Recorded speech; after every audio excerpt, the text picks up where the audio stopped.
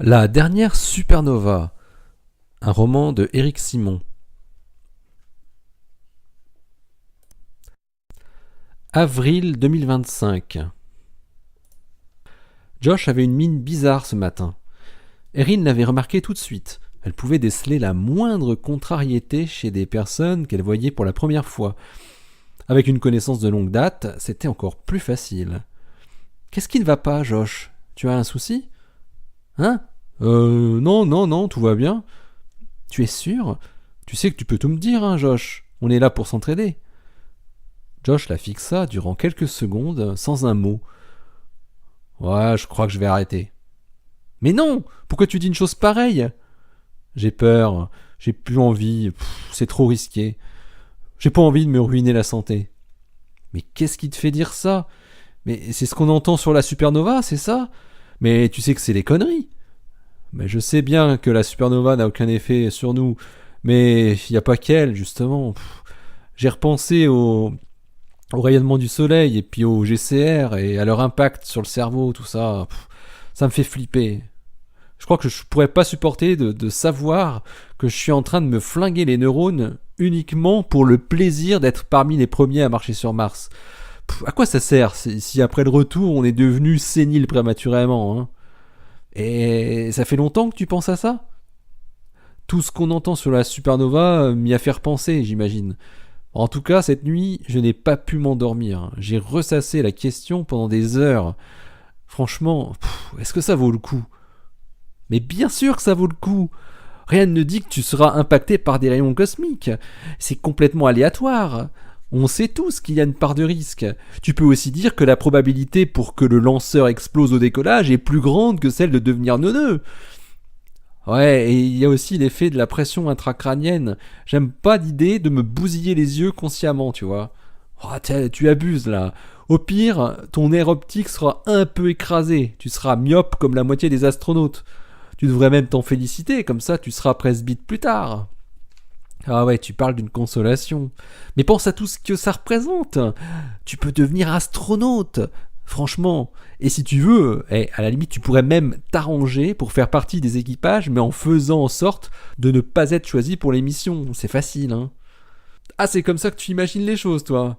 Tu trouves pas que c'est un peu cynique, ta façon de voir ? Alors, désolé, hein, mais si j'ai pas envie d'aller là-haut, ça veut dire que je m'en fous d'être astronaute, hein. J'ai pas besoin de ça pour être quelqu'un. Ah, si c'est vraiment le risque sur la santé qui te fait reculer, Josh, tu sais, je pense que tu fais fausse route, vraiment. On prend tous des risques, tous les jours. Quand tu prends le tube, tu peux te cracher. Idem quand tu prends l'avion. Et je te parle même pas de la bagnole. Ah, c'est pas pareil. Là, ça sert à quoi concrètement ? Je vais me flinguer le cerveau pour y gagner quoi ? Ok, je serais allé sur Mars, j'aurais vu des paysages délirants, ouais, que seuls quelques autres hommes et femmes auront vus en vrai. Et après, quoi ? Je serais célèbre ? Ça encore, c'est pas sûr. Tout ça, c'est pour Galactix. C'est eux, au final, qui en tireront un profit énorme. Ils nous exploitent. Erin était à court d'arguments. Josh semblait vraiment déstabilisé. C'était la première fois qu'elle le voyait aussi pessimiste et renfrogné.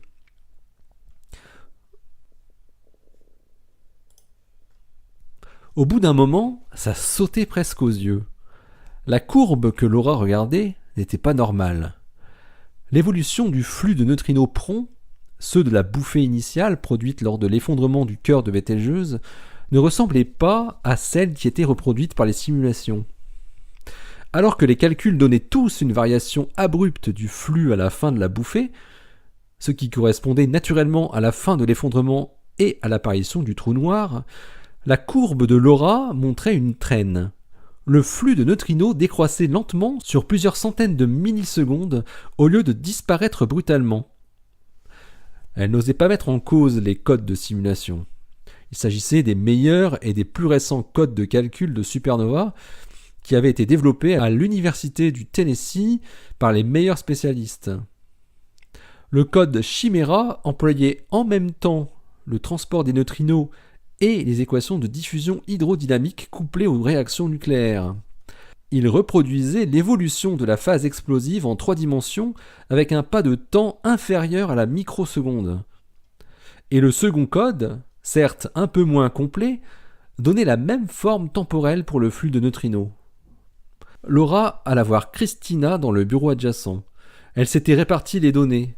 Alors que Laura s'était d'abord penchée sur le flux global et son évolution dans le temps depuis la date d'arrivée des ondes gravitationnelles, Christina, elle, s'était intéressée à la distribution énergétique des événements qui impliquait plus d'interprétation physique.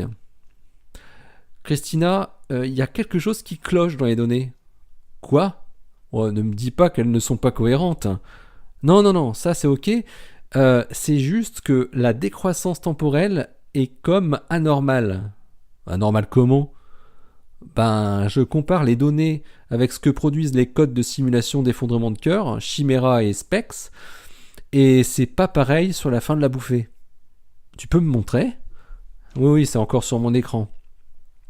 Elles rejoignirent le petit bureau feutré que Laura avait décoré avec un goût prononcé pour les comics anglo-saxons. Les dessins humoristiques qui mettaient en scène des scientifiques, et plus particulièrement des physiciens, recouvraient la totalité du mur situé derrière le fauteuil à roulettes. La majorité d'entre eux évoquaient plus ou moins directement la traque aux neutrinos. Regarde, quand je superpose le flux calculé, que j'ai normalisé au flux total de notre bouffée, en prenant tous les événements et sans le bruit de fond. Là, ça décroît, alors que ça devrait pas, normalement.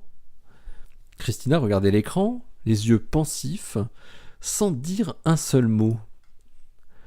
Ça a vraiment l'air physique. Est-ce que tu as calculé la signifiance statistique de cet écart ? Non, pas encore, mais je vais le faire, répondit la jeune chercheuse. C'est bizarre, murmura Christina. Chimera ne peut pas être remis en cause. Il est validé sur plein de cas de supernova proches. Si le flux continue après la production du trou noir, ça veut dire... Elle s'arrêta comme pour éviter de prononcer une énormité. Laura la regardait en attendant la fin de sa phrase. Non, c'est impossible. Le cœur est trop massif. Ou alors ça voudrait dire... dès que tu as calculé le niveau de confiance statistique, tu me le dis. Mais à vue d'œil, moi je suis presque sûr qu'il va être élevé. Il s'était à peine écoulé 30 minutes quand Christina aperçut le visage de Laura dans l'entrebâillement de la porte. Elle arborait un large sourire. « Tu as déjà le résultat ?» demanda Christina. « Ouais, 7,2 sigma. J'en étais sûr. Ça se voyait sur la courbe comparative. Ça ne pouvait pas être des fluctuations aléatoires, surtout avec le nombre d'événements qu'on a. Maintenant, il va falloir trouver d'où ça vient. J'ai une petite idée, mais je n'arrive pas à y croire. Alors, je ne te dis rien pour ne pas t'influencer. Commence à réfléchir à toutes les possibilités qui pourraient produire cette traîne. Ok. Il va falloir se dépêcher parce qu'on n'est pas les seuls à avoir les données. Et il y a une belle publi à la clé. Et pour toi, c'est de l'or pour ta thèse. Je sais, j'ai une chance incroyable. La première idée qui était venue à Christina en voyant ces neutrinos qui continuaient à être produits après la fin théorique de la bouffée d'effondrement était qu'on se trompait sur la nature du résidu de la supernova. Si des neutrinos étaient encore produits après l'apparition du trou noir, cela voulait dire qu'il n'y avait en fait pas de trou noir, mais une étoile à neutrons à la place.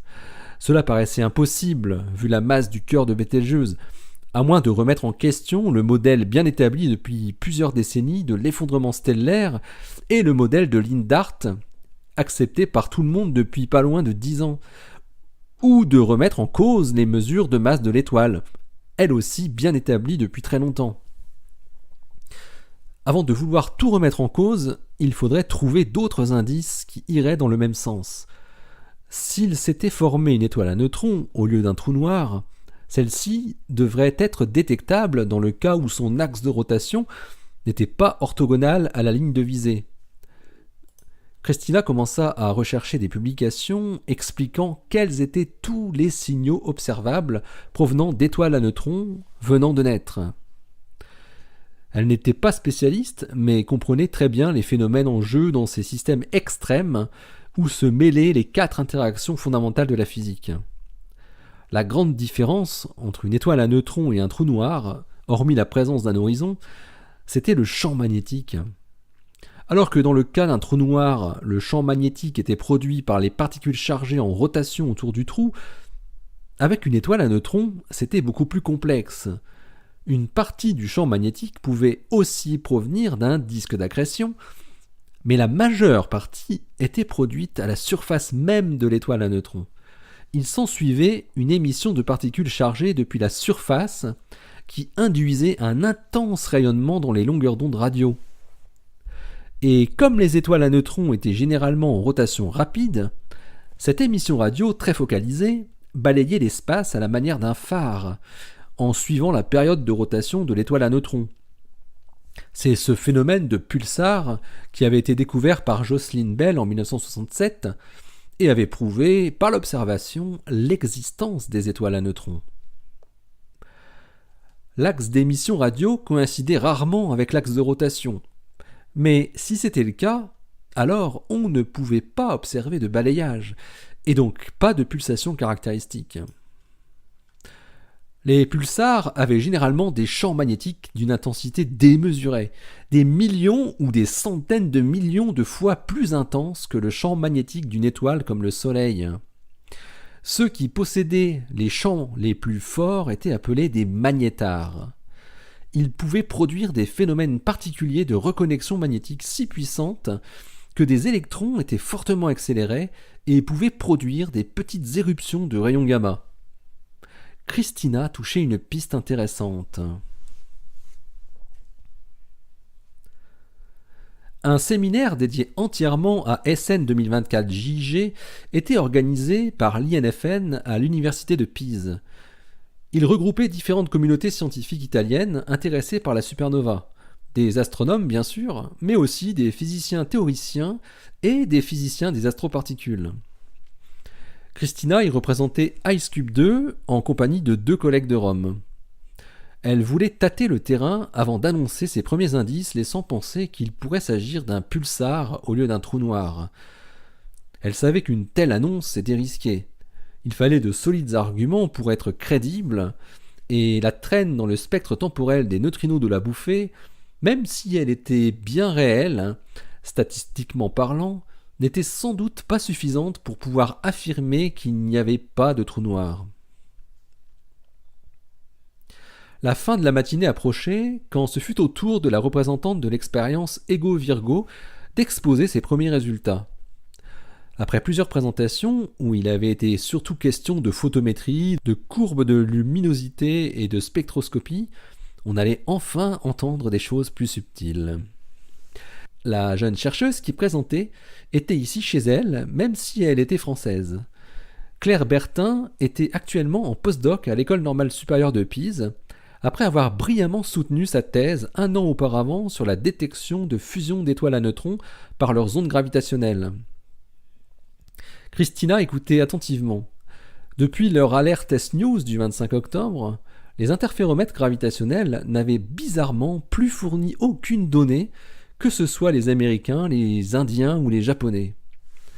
Les Européens étaient les premiers à le faire par la voix de la jeune Française. Il fut beaucoup question de localisation de la source et de la mise en commun des données des différents interféromètres, mais Claire Bertin aborda à la page 16 de son PowerPoint un point que Christina vécut comme un éclair foudroyant. Elle montrait la forme du train d'onde gravitationnel comparée à celle produite par des simulations numériques décrivant le collapse d'une étoile massive de 19 masses solaires, et un écart significatif apparaissait sur la fin du train d'onde, que Claire Bertin évoqua en disant que l'anomalie observée, c'étaient ces mots, et ils avaient leur importance, ne pouvait pas être expliquée par les équations si Bételgeuse avait bien une masse totale de 19 masses solaires et un cœur de 8 masses solaires, comme ce que Lindart avait montré. En revanche, une masse du cœur beaucoup plus faible, inférieure à 1,5 masse solaire, était requise pour retrouver un bon ajustement de la courbe observée. Claire ajouta d'une petite voix, comme si elle avait soudain peur de ce qu'elle allait dire, qu'il ne pouvait pas être exclu que le résidu soit une étoile à neutrons au lieu d'un trou noir, comme ce que tout le monde pensait. La salle sombre resta de marbre, sauf Christina qui semblait frétiller sur sa chaise. Elle tenait sa signature indépendante. C'était bien mieux que d'attendre une éventuelle éruption gamma. Elle envoya immédiatement un message à Laura. « On publie !»